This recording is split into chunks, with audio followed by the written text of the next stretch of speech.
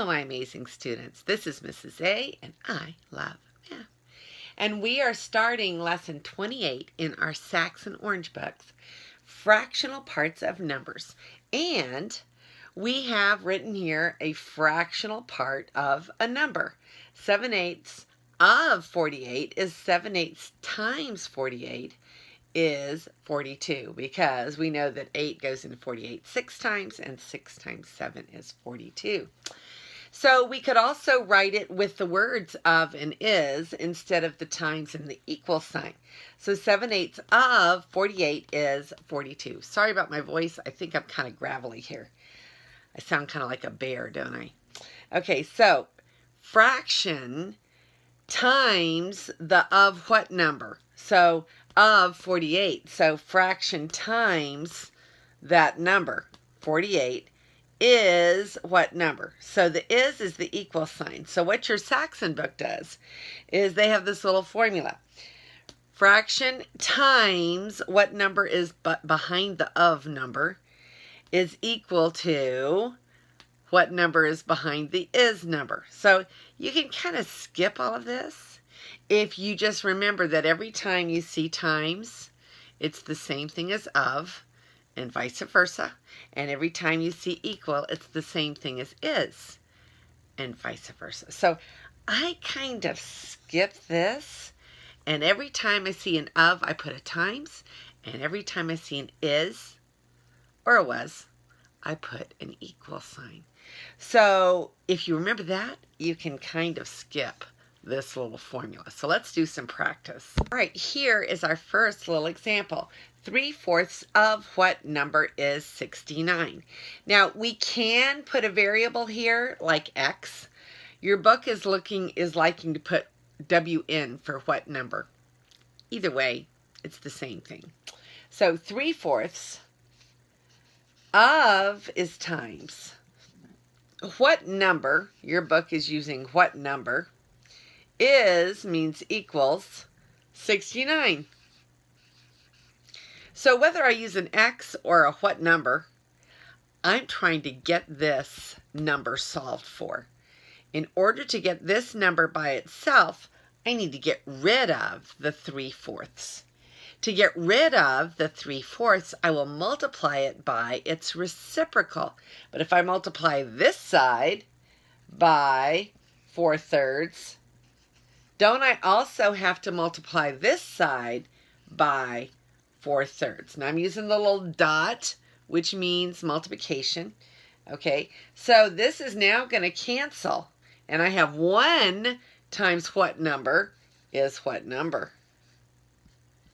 And 69, we'll put the 69 over 1, just so we don't get confused. 69 over 1 times 4/3. Well, I know 3 goes into 69 23 times the 4, and the number that we are speaking of, 4 times 3 is 12, carry the 1, 2 times 4 is 8, plus 1 is 9.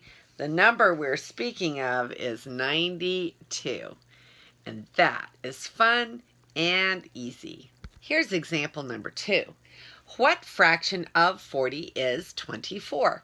So the cool thing about using what fraction, WF, is it reminds you that that's supposed to be a fraction as opposed to a decimal. So what fraction of is times 40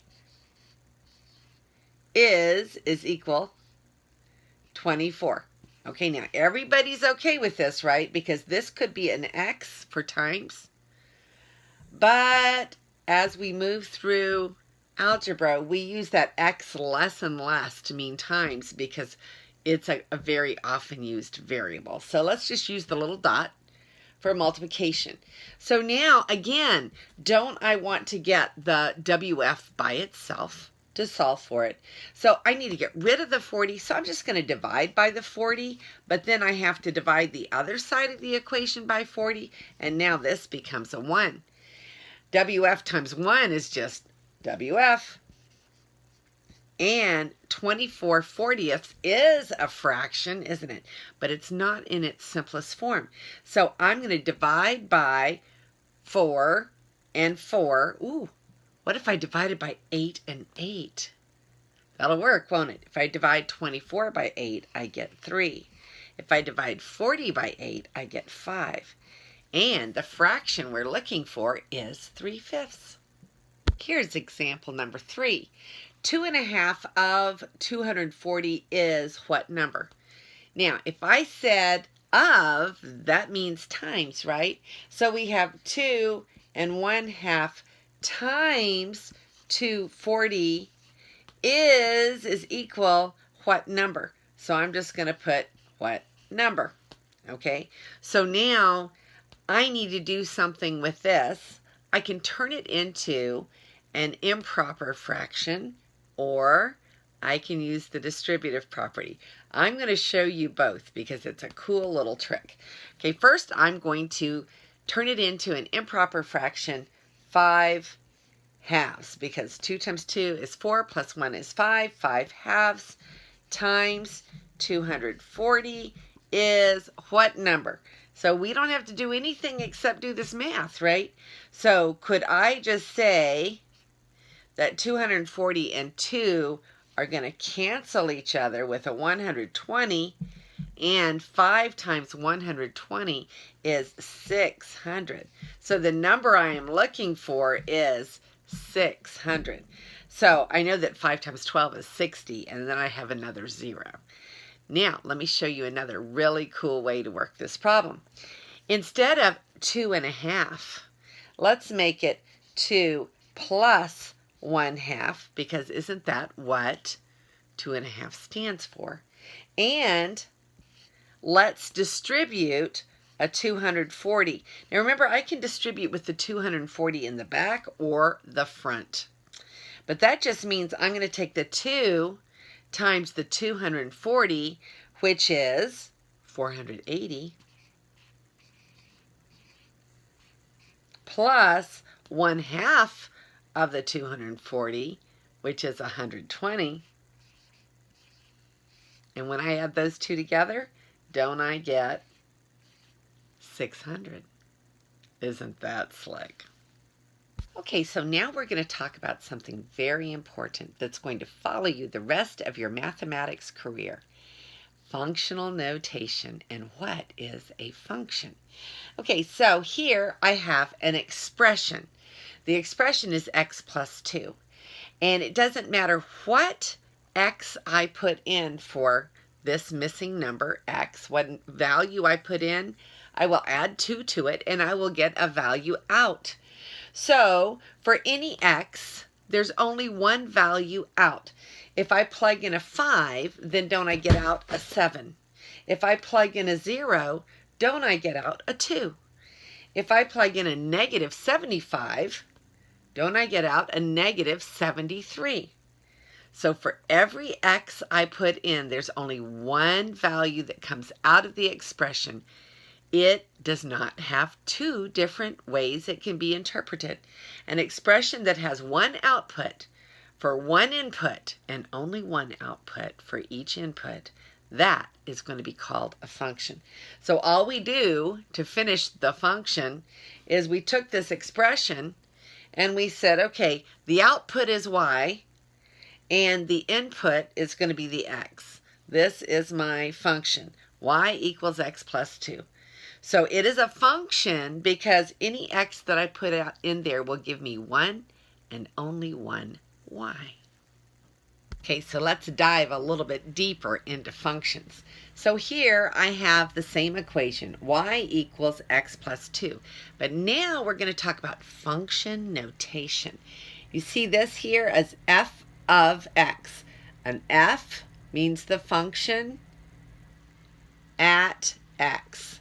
It means the input variable is x, and the f of x replaces the y, because the f of x is the output value when I plug x in. So this is another way of saying y. But most of the time, you will see f of x preferred because it's so handy. Now, suppose I gave you 3 equations, and I said y is x plus 7, and y is x squared minus 2, and y is 2x cubed minus 3. 3 different equations. We don't know if they're functions. We'll have to look at that in a minute, okay? But if I were going to refer, say I had 10 of these up on the board, and I said, now take equation number 4 and plug in a 2. Well, that gets tedious when you have a whole bunch of equations up there. So instead, we use function notation. Instead of that y being there, we're going to call this one an f of x, and we'll call this one a g of x, and we'll call this one an h of x. So we basically give each one of the functions a different name. And then I can say, take the h of x function and plug in a -3. Now this is that notation. When I want a certain value plugged in, all I have to do is point out, so I'm going to take, let's see, I think they wanted me to take the h. Okay, so we'll just name it h because that's what it was before. So if I wanted you as the teacher to take this function and plug in a -3, I would say, give me h of -3. And that should tell you that you're going to take the h function, the one I named h, and everywhere you see an x, you're going to plug in a -3, and then you're going to evaluate. So let's see what h of -3 is. -3 times -3 times -3. Negative times negative times negative is a negative, isn't it? So I have a -27 times 2 is a -54.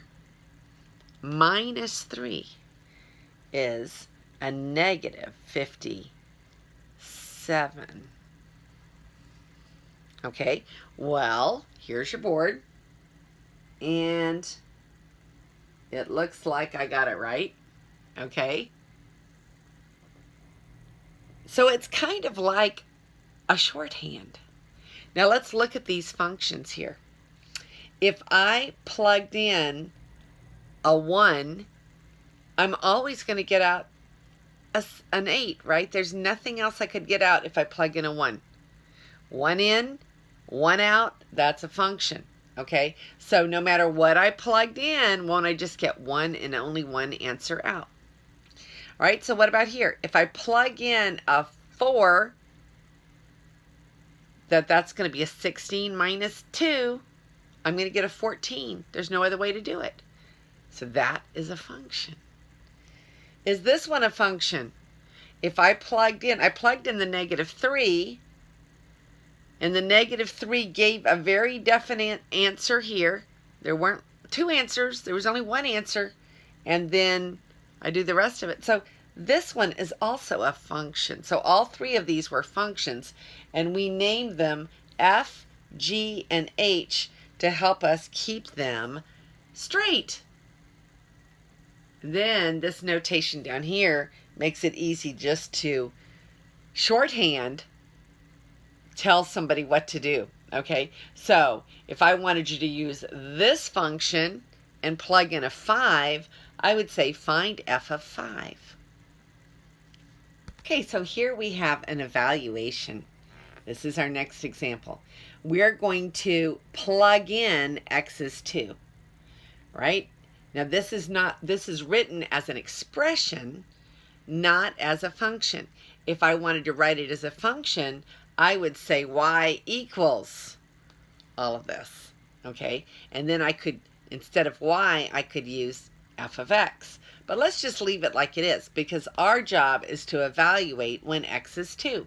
So that means I'm going to take a 2 and then a 2 squared minus a 3 times 2 and close the paren. Okay, so now I'm going to do what's inside the parenthesis first. And isn't this the highest ranking thing to do? Okay, so I'm going to do 2 squared because please excuse my dear Aunt Sally's parentheses, but inside the parentheses we have to do our order of operations also. So 2 squared comes first, and we would get 4 minus 3 times 2 is 6. Multiplication comes after the squaring. Now you might say, oh, but there's a parenthesis, but that parenthesis is not a true parenthesis. That little parenthesis is indicating multiplication. Okay, so 4 minus 6, and then out on the front I have a 2. Well, 4 minus 6 is in the parenthesis. I have to do it next. So that's going to be 2 times a negative 2. And 2 times a negative 2 is a negative 4.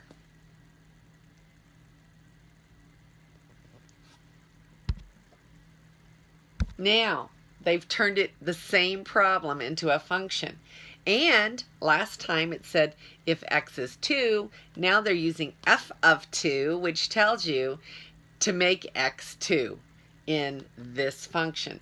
So again, we would have 2 squared minus 3 times 2, which we just did. And when we finished all of that, we got negative 4. And this is just the shorthand for what we just did on the last page. This one gives us an evaluation of an expression when x is negative 2. So that means I'm going to take out the x and plug in a negative 2, square it, parenthesis 2 times a negative 2, minus 1, close the parenthesis. So now I have to do, this one is not a true parenthesis, is it? This is a power, and the parenthesis is just keeping the negative 2 together. So I'm going to jump over here and do this one first, because this one is a true parenthesis. This is a 1. Okay, so now inside this parenthesis is a multiplication and then a subtraction. The multiplication comes first, so I'm going to have negative 2 squared, and then my parenthesis, negative 4 minus 1. I finish the parenthesis, negative 2 squared times minus 5. And now I'm going to do my exponents next. Negative 2 times negative 2 is positive 4 times negative 5. And positive 4 times negative 5 is negative 20. Okay, so hopefully you got a negative 20 because you did it in the correct order. Now, if I wanted to do this in function notation, then wouldn't I just come over here and say f of x? But I think they use g of x in the book. G of x equals, and then they would say this is a function. Now let's find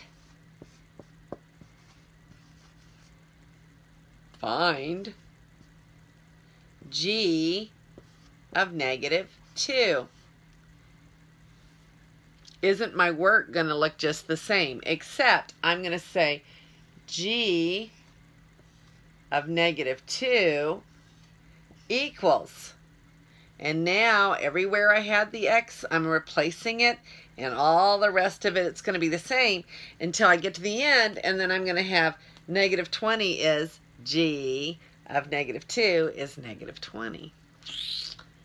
And that is the end of the lesson. We're ready for our practice problems. All right, this is your practice problem. So I want you to copy down, this is practice problem A, and then I want you to pause your video. I want you to do it yourself. Hopefully you did that. So now we're going to do this problem. First, we're going to rewrite it with the correct terminology. So 4/3 of means times. And what number? We can either use x or So we could put a dot there, but I'm just going to put what number because that's what your book is doing now. But it could be an X. And then is equal 64. So now that I've got it copied correctly, don't I want to get this guy all by itself so that I can solve the equation? So 4/3, I have to get rid of it. So I'm going to multiply by 3/4. But since I multiplied the left-hand side by 3/4, I must also multiply the right-hand side by 3/4. So now this is going to cancel out. 1 times what number is just what number? 64 over 1 times 3/4. Let's cancel. 64 divided by 4 is 16, and then that becomes a 1. So I divided the top by 4 and the bottom by 4, and I got 16 over 1. Now all I have on the bottom is 1s, so that's going to go away. 16 times 3 is 48. So the answer is 48. Okay, so this is practice problem B. So copy it down. 3 1/5 of what number is 48? And pause your video. Hopefully you did that. So I hope you got it right. 3 1/5 times, because times replaces the of. We'll use a dot this time, just to switch it up. What number is an equal sign 48? So we're trying to find out what number is going to solve the equation. I'm going to go ahead and get this in improper form, because I'm going to have to get the reciprocal of it to get rid of it. So 3 times 5 is 15 plus 1 is 16 times what number is 48. Now I'm going to get rid of the 16 over 5 by multiplying by its reciprocal. And the same thing must go on the other side. My dear old teacher, Mrs. Almond, used to say, what's good for the goose is good for the gander. And I loved Mrs. Almond. She was my high school math teacher. So this is going to cancel out and be 1. 1 times WN is just what number? Now, if we cancel, this is easy. 48 is 3 times 16. So I'm going to cancel 3, 1, 3 times 5 is 15. There's nothing on the bottom but a 1. So the number we're looking for is 15. Did you get it right? Okay, so this is practice C. What fraction of 60 is 48? Now go off and do it by yourself. All right, so we're going to write what fraction to remind us that we're looking for a fraction at the end. Of is times. 60 is equal 48. And don't we want the what fraction by itself? So we're going to divide by 60, but then over here we must divide by 60. This cancels out. What fraction times 1 is just what fraction? 48 over 60 is our answer. But this can be simplified. So we have to think what will go into 48 and also into 60. The answer is 12. 48 divided by 12 is 4. 60 divided by 12 is 5. And the answer is 4/5. Okay, so 4 1/2 of 220 is what number? Okay, copy it down and pause your video. Okay, so let's look at this one. We're going to turn this one into an improper fraction. 4 1/2 is 8 plus 1 is 9/2 times 220 is what number? Now, just for fun, I'm going to put X instead of what number. Okay, so now we're going to cancel. 2 goes into 220, 110 times. 110 times 9 is 990. is x. And we were able to get our answer right away. Could we have used that little distribution that I showed you? We certainly could have, okay? Because 4, we could have split this up into 4 plus 1/2 and then multiplied by 200. 4 times 200 is 800. 1/2 of 200 is 100. 800 plus 100 is 900. Hold on. It's 220. Excuse me. Let's try that again. I copied it wrong. 4 times 220 is 880. Half of 220 is 110. When I add them together, I get 990. So I could have done the same thing by just splitting it apart and distributing. All right, so this one involves our function notation. If f of x equals x squared minus 3, find f of negative 1. Okay, so we write down f of negative 1 equals, now I write down the f function with the negative 1 in there. So I take out the x, I put in the negative 1 squared minus 3. Negative 1 times negative 1 is positive 1 minus 3 is negative 2. So f of negative 1 is negative 2. Did you get it right? Here we are on the last problem. If g of x is equal to x times x squared minus 3, find g of 2. So g of 2 equals. So now we're going to copy the rest of this, but everywhere we see an x, we'll plug in the 2. So x is 2 times 2 squared minus 3. Okay, so 2 squared is 4. 4 minus 3 is 1. 2 times 1 is 2. So g of 2 is 2. And we are done with our lesson. And now it's time for you to go and do your homework.